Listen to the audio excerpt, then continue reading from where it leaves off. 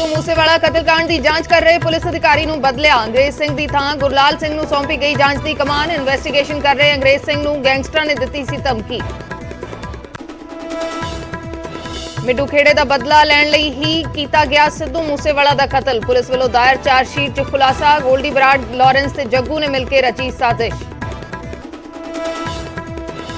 मंत्री के भतीजे दलजीत गिलजियां तो पुछगिछ तो बाद बुढलाडा का वन रेंज अफसर गिरफ्तार। ट्री गार्ड खरीदण च 52 लाख रुपए गबन का इल्जाम। फर्जी फर्मा के नाम से तैयार किए गए सन फर्जी बिल। सीएम दी दरबार साहिब फेरी ते एसजीपीसी ने चुके सवाल। प्रधान धामी बोले नतमस्तक होने वाले संगत नूं कीता गया परेशान। निमाणे सिख बन के आओ, तानाशाह नहीं। अमृतसर च नौजवान नाल बुरी तरह कुटमार, निहंगां ते लगे इल्जाम। एक दिन पहला ही आया सी दरबार साहिब, लड़के की हालत गंभीर। पटियाला च स्कॉर्पियो सवारां ने किया हंगामा। पुलिस ने नाके तोड़ के कई गड्डियां नूं मारी टक्कर। कई किलोमीटर पिछा करके पुलिस ने एक नूं कीता काबू, बाकी फरार। नरमा पट्टी के किसानों लई वड्डा ऐलान करेगी पंजाब सरकार। खेती मंत्री बोले 2.5% तो घटा के 1% की जाएगी आड़त। किसानां ते व्यापारियों की मंग ते लिया फैसला।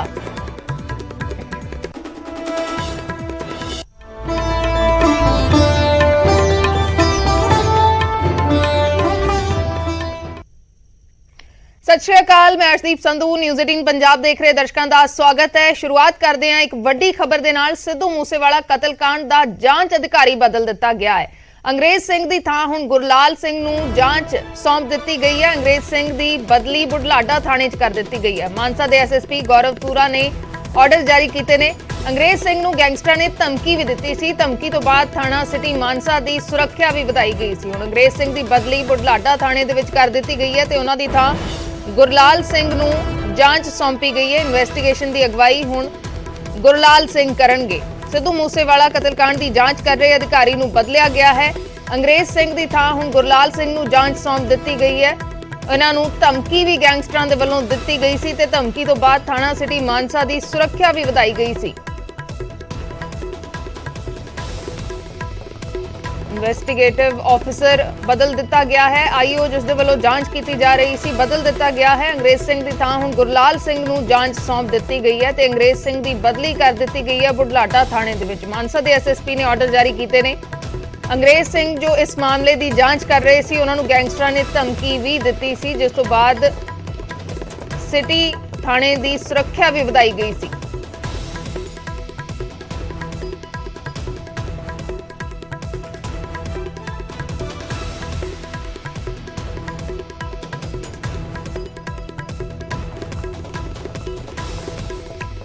बलदेव शर्मा साडे सहयोगी जुड़ गए ने फोन लाइन दे उत्ते। बलदेव, की कुछ तुहाडे कोल पूरी जानकारी? आईओ बदल दिता गया है इस केस दे विच।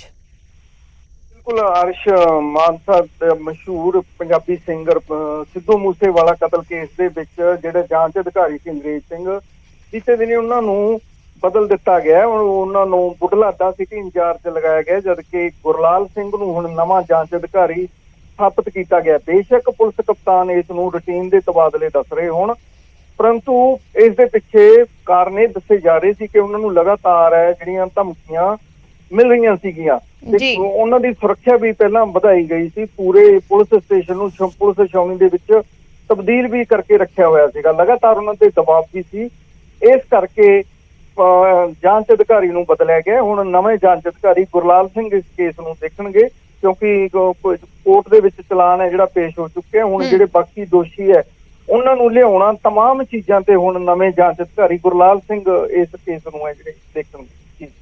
जी शुक्रिया बलदेव पूरी जानकारी दे लई। तां आईओ इस केस दे विच बदल दिते गए ने। अंग्रेज सिंह जांच कर रहे सी, हुण उन्हां दी थां गुरलाल सिंह जांच करनगे। गुरलाल सिंह नूं जांच सौंप दी गई है ते उन्हां दी बदली कर दी गई है। अंग्रेज सिंह दी बदली कर दी है बुढलाडा सिटी थाणे दे विच।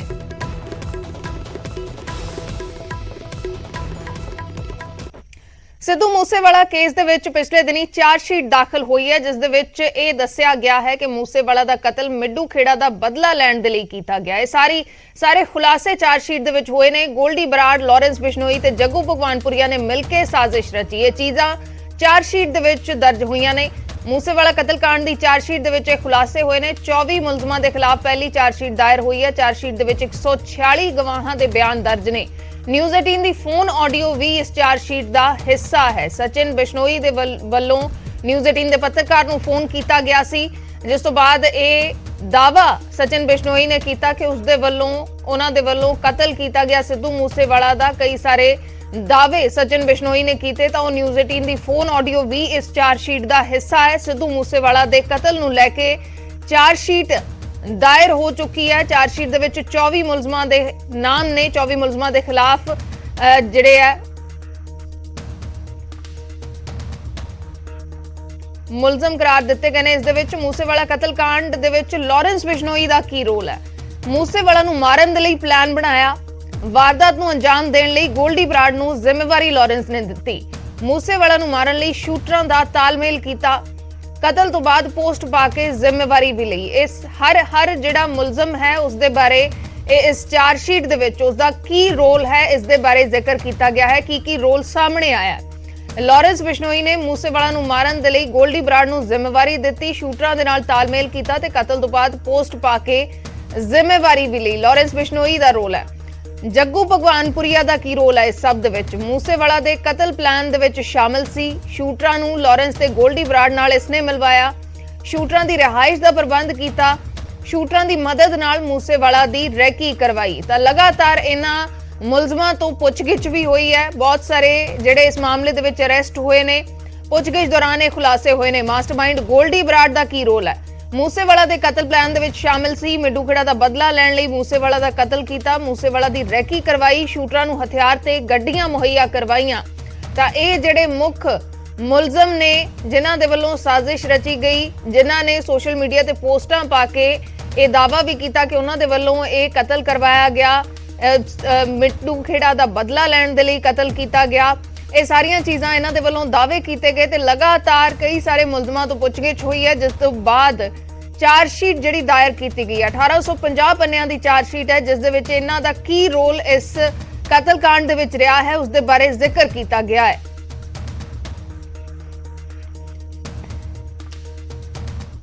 ਸਿੱਧੂ ਮੂਸੇਵਾਲਾ ਕਤਲ ਕੇਸ 'ਚ ਹੁਣ ਵਿਦੇਸ਼ਾਂ 'ਚ ਲੁਕੇ ਗੈਂਗਸਟਰਾਂ ਤੇ ਵੀ ਸ਼ਿਕੰਜਾ ਕੱਸਣ ਦੀ ਤਿਆਰੀ ਹੋ ਗਈ ਹੈ। ਸਚਿਨ ਥਾਪਨ ਅਜ਼ਰਬਾਈਜਾਨ ਦੇ ਵਿੱਚ ਫੜਿਆ ਗਿਆ ਤੇ ਅਨਮੋਲ ਬਿਸ਼ਨੋਈ ਦੀ ਲੋਕੇਸ਼ਨ ਟ੍ਰੇਸ ਕਰ ਲਈ ਗਈ ਹੈ।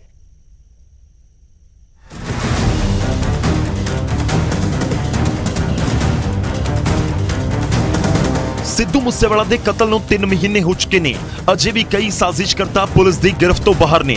ਪਰਦੇ ਦੇ ਪਿੱਛੇ ਰਹਿ ਕੇ ਕਤਲ ਦੀ ਪਲਾਨਿੰਗ ਕਰਨ ਵਾਲੇ ਉਹ ਗੈਂਗਸਟਰ ਜੋ ਵਿਦੇਸ਼ਾਂ 'ਚ ਲੁਕੇ ਬੈਠੇ ਨੇ ਤੇ ਉਹਨਾਂ ਤੇ ਵੀ ਹੁਣ ਸ਼ਿਕੰਜਾ ਕੱਸਿਆ ਜਾ ਰਿਹਾ ਹੈ। ਲਾਰੈਂਸ ਦੇ ਕਰੀਬੀ ਸਚਿਨ ਥਾਪਨ ਅਤੇ ਅਨਮੋਲ ਬਿਸ਼ਨੋਈ ਤੇ ਹੁਣ ਸ਼ਿਕੰਜਾ ਪੁਲਿਸ ਕੱਸ ਰਹੀ ਹੈ।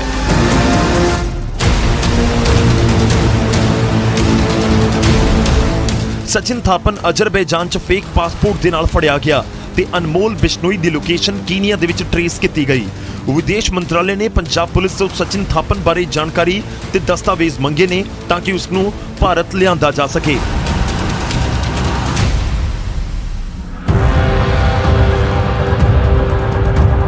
ਇਹ ਦੋਵੇਂ ਲਾਰੈਂਸ ਦੇ ਰਿਸ਼ਤੇਦਾਰ ਨੇ। ਅਨਮੋਲ ਤਾਂ ਲਾਰੈਂਸ ਦਾ ਭਰਾ ਹੈ, ਜਦਕਿ ਸਚਿਨ ਥਾਪਨ ਉਸ ਦਾ ਭਤੀਜਾ ਹੈ। ਦੋਵੇਂ ਸਿੱਧੂ ਮੂਸੇਵਾਲਾ ਦੇ ਕਤਲ ਦੇ ਵਿੱਚ ਸ਼ਾਮਲ ਨੇ ਤੇ ਫਰਜ਼ੀ ਪਾਸਪੋਰਟ ਬਣਵਾ ਕੇ ਹੀ ਦੇਸ਼ ਤੋਂ ਬਾਹਰ ਭੱਜੇ ਸੀ, ਜਿਨ੍ਹਾਂ ਨੂੰ ਹੁਣ ਜਲਦ ਭਾਰਤ ਲਿਆਉਣ ਦੀ ਤਿਆਰੀ ਹੈ।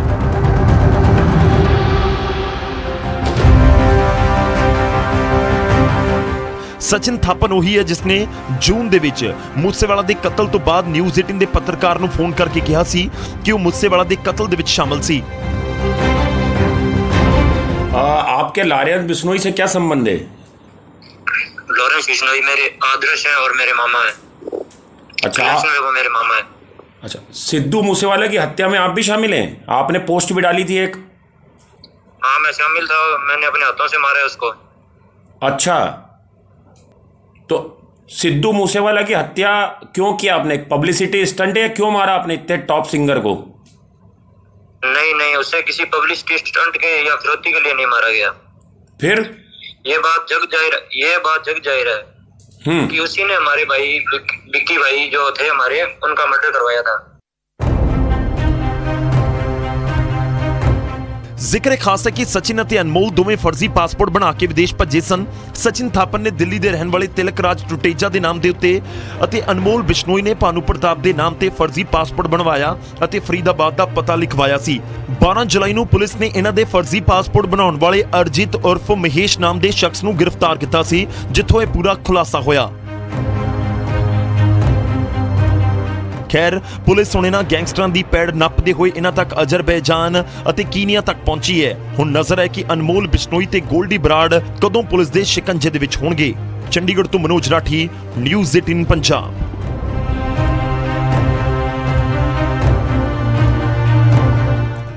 ਸਿੱਧੂ ਮੂਸੇਵਾਲਾ ਦੇ ਪਰਿਵਾਰ ਦੇ ਵਕੀਲ ਦਾ ਦਾਅਵਾ ਹੈ ਕਿ ਬਾਲੀਵੁੱਡ ਸੰਗੀਤਕਾਰ ਸਲੀਮ ਮਰਚੈਂਟ ਨੂੰ ਵਾਰ-ਵਾਰ ਕਿਹਾ ਗਿਆ ਮੂਸੇਵਾਲਾ ਦਾ ਗੀਤ ਨਾ ਰਿਲੀਜ਼ ਕਰੋ। ਅਫਸਾਨਾ ਨੇ ਸਿੱਧੂ ਨੂੰ ਸਲੀਮ ਦੇ ਨਾਲ ਮਿਲਵਾਇਆ ਸੀ। 2021 ਦੇ ਵਿੱਚ ਗੀਤ ਜਾਂਦੀ ਵਾਰ ਮੋਹਾਲੀ 'ਚ ਰਿਕਾਰਡ ਹੋਇਆ ਸੀ।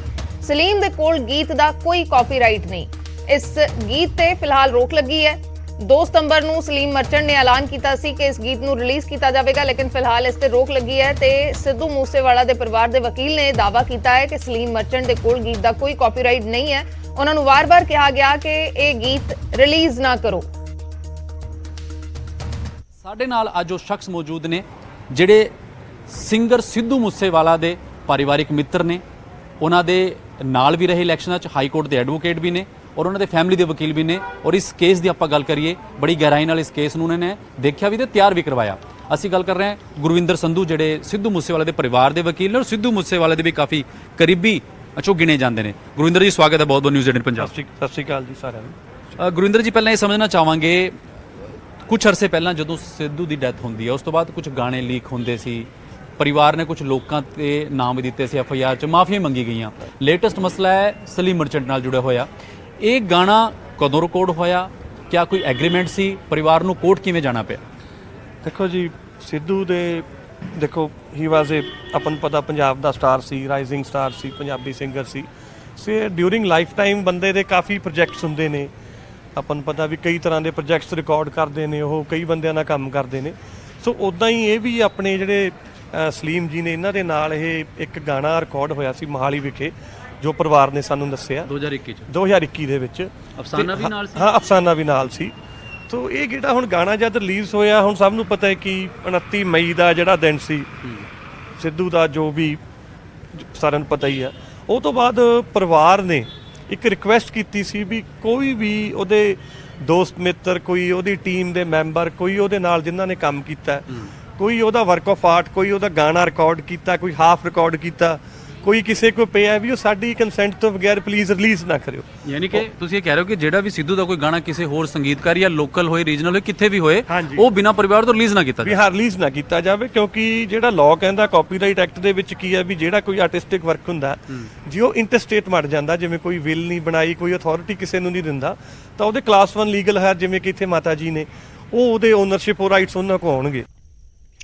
ਬੁਢਲਾਡਾ ਦਾ ਵਨ ਰੇਂਜ ਅਫਸਰ ਸੁਖਵਿੰਦਰ ਸਿੰਘ ਗ੍ਰਿਫਤਾਰ ਹੋ ਗਿਆ ਹੈ। ਵਿਜੀਲੈਂਸ ਨੇ ਗ੍ਰਿਫਤਾਰ ਕੀਤਾ ਹੈ ਸਾਬਕਾ ਮੰਤਰੀ ਸੰਗਤ ਸਿੰਘ ਗਿਲਜੀਆਂ ਦੇ ਭਤੀਜੇ ਦਲਜੀਤ ਤੋਂ ਪੁੱਛਗਿੱਛ ਤੋਂ ਬਾਅਦ ਇਹ ਗ੍ਰਿਫਤਾਰੀ ਹੋਈ ਹੈ। ਟਰੀ ਗਾਰਡ ਖਰੀਦਣ ਦੇ ਵਿੱਚ 52 ਲੱਖ ਦੇ ਗਬਨ ਦਾ ਇਲਜ਼ਾਮ ਹੈ। ਫਰਜ਼ੀ ਫਰਮਾਂ ਦੇ ਨਾਮ ਤੇ ਫਰਜ਼ੀ ਬਿੱਲ ਤਿਆਰ ਕੀਤੇ ਗਏ। ਪੈਨ, GST ਨੰਬਰ ਅਤੇ ਫੋਨ ਨੰਬਰ ਵੀ ਫਰਜ਼ੀ ਨਿਕਲੇ ਨੇ। ਮੰਨਿਆ ਜਾ ਰਿਹਾ ਹੈ ਕਿ ਗਬਨ ਦਾ ਪੈਸਾ ਦਲਜੀਤ ਨੂੰ ਗਿਆ ਸੀ। ਦਲਜੀਤ ਗਿਲਜੀਆਂ, ਜਿਸ ਤੋਂ ਪੁੱਛਗਿੱਛ ਤੋਂ ਬਾਅਦ ਇਹ ਗ੍ਰਿਫਤਾਰੀ ਹੋਈ ਹੈ। ਵਨ ਰੇਂਜ ਅਫਸਰ ਸੁਖਵਿੰਦਰ ਸਿੰਘ ਬੁਢਲਾਡਾ ਦਾ ਵਨ ਰੇਂਜ ਅਫਸਰ ਗ੍ਰਿਫਤਾਰ ਕੀਤਾ ਗਿਆ ਹੈ। ਸਾਬਕਾ ਮੰਤਰੀ ਸੰਗਤ ਸਿੰਘ ਗਿਲਜੀਆਂ ਦੇ ਭਤੀਜੇ ਦਲਜੀਤ ਗਿਲਜੀਆਂ ਜੋ ਗ੍ਰਿਫਤਾਰ ਹੋ ਚੁੱਕੇ ਨੇ, ਉਹਨਾਂ ਤੋਂ ਲਗਾਤਾਰ ਪੁੱਛਗਿੱਛ ਹੋ ਰਹੀ ਹੈ। ਉਸ ਪੁੱਛਗਿੱਛ ਤੋਂ ਬਾਅਦ ਇਹ ਗ੍ਰਿਫਤਾਰੀ ਹੋਈ ਹੈ। ਟਰੀ ਗਾਰਡ ਖਰੀਦਣ ਦੇ ਵਿੱਚ 52 ਲੱਖ ਦੇ ਗਬਨ ਦਾ ਇਲਜ਼ਾਮ ਹੈ। ਫਰਜ਼ੀ ਬਿੱਲ ਤਿਆਰ ਕੀਤੇ ਗਏ, ਫਰਜ਼ੀ ਫਰਮਾਂ ਸੀ, PAN, GST number, phone number, ਸਾਰਾ ਕੁਝ ਫਰਜ਼ੀ ਸੀ। ਮੰਨਿਆ ਜਾ ਰਿਹਾ ਕਿ ਗਬਨ ਦਾ ਪੈਸਾ ਦਲਜੀਤ ਗਿਲਜੀਆਂ ਨੂੰ ਗਿਆ ਸੀ।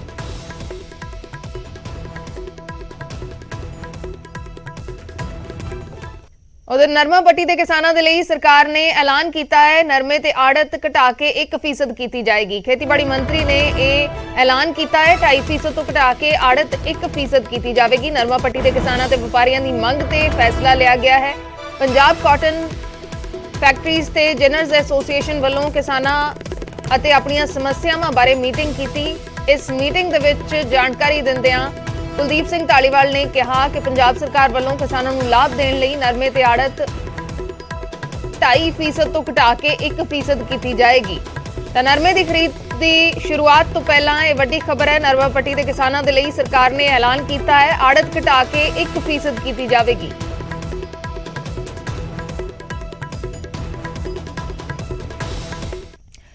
ਮੁੱਖ ਮੰਤਰੀ ਭਗਵੰਤ ਮਾਨ ਫਤਿਹਗੜ੍ਹ ਸਾਹਿਬ ਪਹੁੰਚੇ, ਜਿੱਥੇ ਉਹਨਾਂ ਨੇ ਚੁੰਨੀ ਕਲਾਂ ਦੇ ਸਰਕਾਰੀ ਸਕੂਲ ਦਾ ਦੌਰਾ ਕੀਤਾ ਤੇ ਵਿਦਿਆਰਥੀਆਂ ਨਾਲ ਗੱਲਬਾਤ ਕਰਦਿਆਂ ਉਹਨਾਂ ਨੂੰ ਚੰਗੀ ਤਰ੍ਹਾਂ ਪੜ੍ਹਨ ਲਈ ਉਤਸ਼ਾਹਿਤ ਕੀਤਾ। ਇਸ ਮੌਕੇ ਉਹਨਾਂ ਨੇ ਅਧਿਕਾਰੀਆਂ ਨੂੰ ਸਕੂਲ ਵਿਚਲੀਆਂ ਕਮੀਆਂ ਛੇਤੀ ਹੀ ਦੂਰ ਕਰਨ ਦੇ ਨਿਰਦੇਸ਼ ਵੀ ਦਿੱਤੇ। ਤਸਵੀਰਾਂ ਨੇ ਫਤਿਹਗੜ੍ਹ ਸਾਹਿਬ ਦੀਆਂ ਪਿੰਡ ਚੁੰਨੀ ਕਲਾਂ ਦੇ ਸਕੂਲ ਦੇ ਵਿੱਚ ਮੁੱਖ ਮੰਤਰੀ ਪਹੁੰਚੇ, ਸਕੂਲ ਦਾ ਦੌਰਾ ਕੀਤਾ, ਜਾਇਜ਼ਾ ਲਿਆ ਤੇ ਜਿਹੜੀਆਂ ਵੀ ਸਕੂਲ ਦੇ ਵਿੱਚ ਕਮੀਆਂ ਨੇ ਅਧਿਕਾਰੀਆਂ ਨੂੰ ਪੂਰੀਆਂ ਕਰਨ ਦੇ ਲਈ ਕਿਹਾ।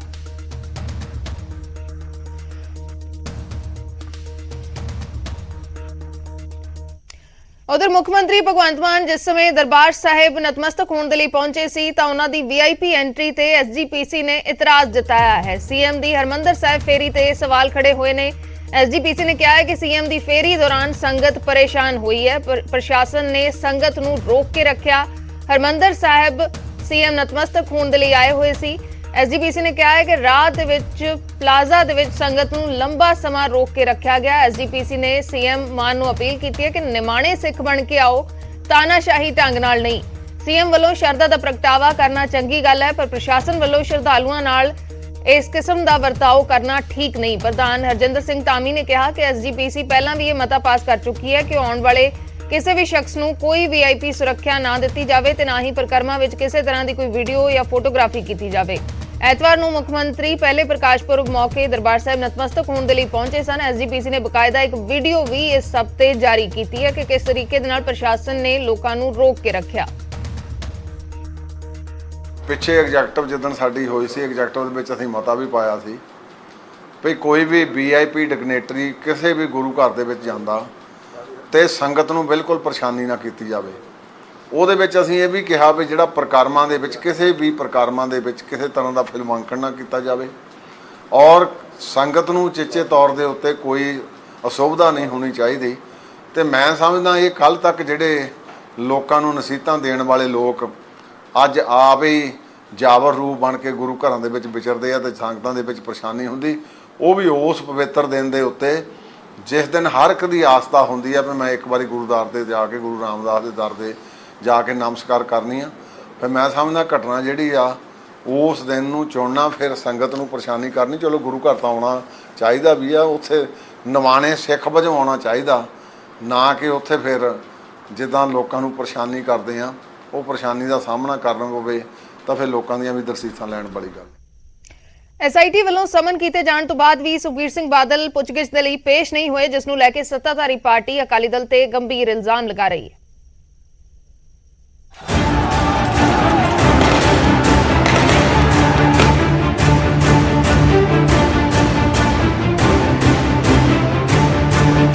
दो 2015 ਵਿੱਚ ਅਕਾਲੀ ਦਲ ਦੀ ਸਰਕਾਰ ਵੇਲੇ ਹੋਈ ਬੇਅਦਬੀ ਤੇ ਕੋਟਕਪੂਰਾ ਗੋਲੀकांड ਮਾਮਲੇ ਵਿੱਚ SIT ਅੱਗੇ ਪੇਸ਼ ਨਾ ਹੋਣ ਕਾਰਨ ਅਕਾਲੀ ਦਲ ਦੇ ਪ੍ਰਧਾਨ ਸੁਖਬੀਰ ਸਿੰਘ ਬਾਦਲ ਵਿਵਾਦਾਂ ਵਿੱਚ ਘਿਰਦੇ ਨਜ਼ਰ ਆ ਰਹੇ ਨੇ। ਦੱਸ ਦਈਏ ਕਿ ਮਾਮਲੇ ਵਿੱਚ ਪੁੱਛਗਿੱਛ ਦੇ ਲਈ SIT ਨੇ ਸੁਖਬੀਰ ਬਾਦਲ ਨੂੰ ਸਮਨ ਕੀਤਾ ਸੀ, ਪਰ ਇਸ ਸਭ ਤੇ ਸਫਾਈ ਦਿੰਦਿਆਂ ਸੁਖਬੀਰ ਬਾਦਲ ਨੇ ਕਿਹਾ, ਮੈਨੂੰ ਇਸ ਸੰਬੰਧੀ ਸੰਦੇਸ਼ ਹੀ ਦੇਰ ਰਾਤ ਮਿਲਿਆ।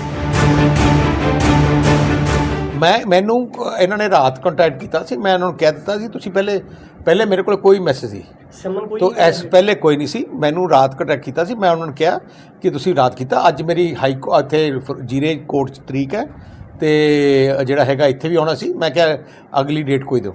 ਤਾਂ ਆਮ ਆਦਮੀ ਪਾਰਟੀ ਕਹਿ ਰਹੀ ਹੈਗੀ ਕਿ ਸੁਖਬੀਰ ਸਿੰਘ ਬਾਦਲ ਇਸ ਚੀਜ਼ ਤੋਂ ਭੱਜ ਰਹੇ ਹੈਗੇ। ਮੈਨੂੰ ਭੱਜਣ ਦੀ ਲੋੜ ਹੀ ਨਹੀਂ। ਜਦੋਂ ਮੈਂ ਕਿਹਾ ਅਸੀਂ ਭੱਜਣ ਦੇ ਕਿਹਾ, ਨਾ ਮੈਨੂੰ ਡਰ ਹੈ ਨਾ ਮੈਂ ਭੱਜਾਂ। ਭੱਜਣਗੇ ਤੇ ਆ ਜਿਨ੍ਹਾਂ ਨੇ ਝੂਠ ਦੀ ਕਹਾਣੀ ਬਣਾਈ ਹੈ ਸਾਰੇ।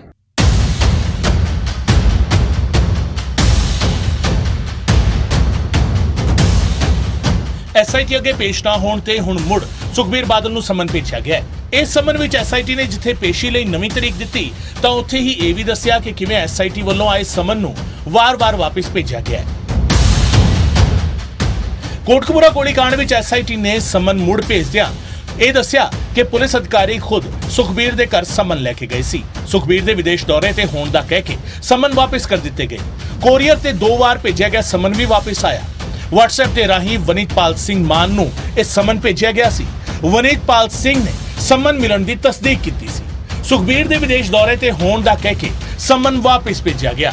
ਹੁਣ ਸੁਖਬੀਰ ਬਾਦਲ ਨੂੰ 14 ਸਤੰਬਰ ਨੂੰ ਮੁੜ ਸੱਦਿਆ ਗਿਆ ਹੈ। ਸੁਖਬੀਰ ਬਾਦਲ ਨੇ ਤਾਂ ਜ਼ੀਰਾ ਕੋਰਟ ਵਿੱਚ ਪੇਸ਼ੀ ਦੀ ਗੱਲ ਆਖ ਪੱਲਾ ਝਾੜਤਾ, ਪਰ ਇਸ ਦੌਰਾਨ ਸੱਤਾਧਾਰੀ ਧਿਰ ਇਸ ਪੂਰੇ ਘਟਨਾਕ੍ਰਮ ਨੂੰ ਵੇਖਦਿਆਂ ਦਾਲ ਵਿੱਚ ਕਾਲਾ ਹੋਣ ਦੀ ਗੱਲ ਕਹਿ ਰਹੀ ਹੈ। ਚਾਹੇ ਉਹ ਬਰਗਾੜੀ ਵਾਲੀ, ਚਾਹੇ ਬਾਈਬਲ ਕਲਾਂ, ਚਾਹੇ ਕੋਟਕਪੂਰਾ ਗੋਲੀकांड, ਜਦੋਂ ਹੋਮ ਮਿਨਿਸਟਰ ਸੀ ਸੁਖਬੀਰ ਸਿੰਘ ਬਾਦਲ, ਤੇ ਫਿਰ ਤੁਹਾਨੂੰ SIT ਦੇ ਸਾਹਮਣੇ ਪੇਸ਼ ਹੋਣ 'ਚ ਦਿੱਕਤ ਕੀ ਆ? ਉਹਨਾਂ ਦਾ ਪਹਿਲਾਂ ਇੱਕ ਡਰਾਮਾ ਕਰਨਾ ਜੀ ਮੈਨੂੰ ਸਮਝ ਨਹੀਂ ਆਇਆ ਜੀ, ਸਮਝ ਨਹੀਂ ਆਇਆ, ਤੇ ਬਾਅਦ 'ਚ ਇਹ ਕਹਿ ਦੇਣਾ ਜੀ ਮੇਰੀ ਅਲੱਗ ਕਿਸੇ ਹੋਰ ਤਰੀਕ ਸੀ। ਇਹ ਦਰਸਾਉਂਦਾ ਹੈ ਕਿ ਸੁਖਬੀਰ ਸਿੰਘ ਬਾਦਲ ਸਾਹਿਬ ਪੇਸ਼ ਹੋਣਾ ਨਹੀਂ ਚਾਹੁੰਦੇ ਜਾਂ ਦਾਲ 'ਚ ਕੁਛ ਕਾਲਾ ਹੈ। ਬੇਅਦਬੀ ਦੇ ਗੋਲੀकांड ਮਾਮਲੇ ਨੂੰ ਲੈ ਕੇ ਲਗਾਤਾਰ ਇਨਸਾਫ ਦੀ ਮੰਗ ਉੱਠ ਰਹੀ ਹੈ। ਅਜੇ ਵੀ ਸੁਖਬੀਰ ਸਿੰਘ ਬਾਦਲ ਦੇ ਜਾਂਚ ਵਿੱਚ ਸ਼ਾਮਿਲ ਨਾ ਹੋਣ ਤੇ ਸਹਿਜੇ ਹੀ ਸਵਾਲ ਉੱਠਦੇ ਨੇ। ਹੁਣ ਵੇਖਣਾ ਹੋਵੇਗਾ ਕਿ 14 ਸਤੰਬਰ ਸੁਖਬੀਰ ਸਿੰਘ ਬਾਦਲ SIT ਅੱਗੇ ਪੇਸ਼ ਹੁੰਦੇ ਨੇ ਜਾਂ ਨਹੀਂ। Bureau report, news 18 Punjab. ਉਧਰ ਅੰਮ੍ਰਿਤਸਰ 에ਅਰਪੋਰਟ ਤੋਂ 65 ਲੱਖ ਦਾ ਸੋਨਾ ਬਰਾਮਦ ਹੋਇਆ ਹੈ। ਦੁਬਈ ਤੋਂ ਆ ਰਿਹਾ ਸ਼ਖਸ ਸੋਨੇ ਦੀਆਂ 3 ਚੇਨਾਂ ਲੈ ਕੇ ਆ ਰਿਹਾ ਸੀ। ਚੇਨਾਂ ਦਾ ਭਾਰ ਤਕਰੀਬਨ 1.25 ਕਿਲੋ ਸੀ। ਅੰਡਰਗਾਰਮੈਂਟਸ ਦੇ ਵਿੱਚ ਇਹ ਚੇਨਾਂ ਲਕੋਈਆਂ ਹੋਈਆਂ ਸੀ। ਬਰਾਮਦ ਹੋਏ ਸੋਨੇ ਦੀ ਕੀਮਤ 65 ਲੱਖ ਤੋਂ ਉੱਪਰ ਹੈ। ਤਾਂ ਇਹ ਸੋਨੇ ਦੀਆਂ ਚੇਨਾਂ ਬਰਾਮਦ ਕੀਤੀਆਂ ਗਈਆਂ ਨੇ। ਦੁਬਈ ਤੋਂ ਇਹ ਸ਼ਖਸ ਸੋਨਾ ਲਿਆ ਰਿਹਾ ਸੀ। ਸੋਨੇ ਦੀਆਂ 3 ਚੇਨਾਂ ਲੈ ਕੇ ਆ ਰਿਹਾ ਸੀ, ਜਿਨ੍ਹਾਂ ਦਾ ਭਾਰ ਤਕਰੀਬਨ 1.25 ਕਿਲੋ ਹੈ।